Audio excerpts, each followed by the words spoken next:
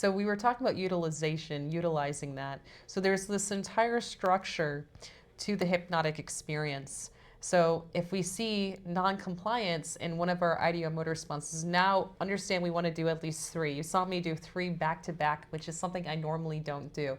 But I wanted to rapidly show the viewer at home studying this course specifically how to do it, okay? Now understand, once we did the ideomotor response, it proves to the subject that they are in a state of trance. They are hypnotized. They're hypnotizable, okay? That's the key thing, because once they have the concept, oh shit, I can get into trance, now we can use the programming session for what it's truly for. It's for programming them to reach some kind of ideal outcome, whatever that might be, from instantaneous orgasms to attracting what they want in their life, to behaving in a certain way, whether it be to run faster, stronger, or to attract lovers. So once we got past the ideomotor responses, from there we did a countdown deepener. And my countdown deepener is always just 10 to 1. It's really basic. And then I have them go through a red door into a seemingly endless hallway with rows of doors on either side. Now, these can be rooms in which you later utilize by going in and having them explore memories or future experiences.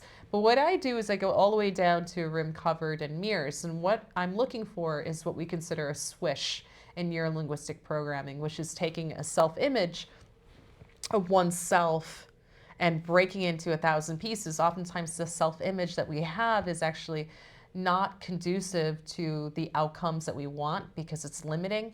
We might see ourselves, let's say, for example, as the person who doesn't attract the type of lovers we want. We see ourselves as ugly or undesirable.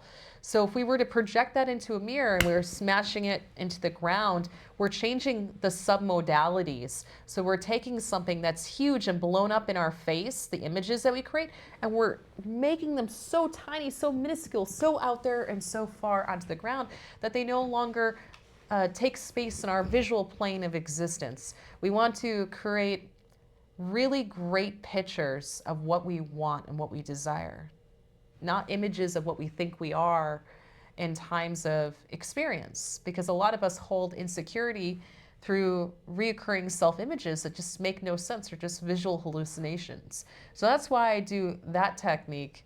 And then from there, I often have them go into a state of either arousal, thinking of a time, we elicit a state and then we anchor it.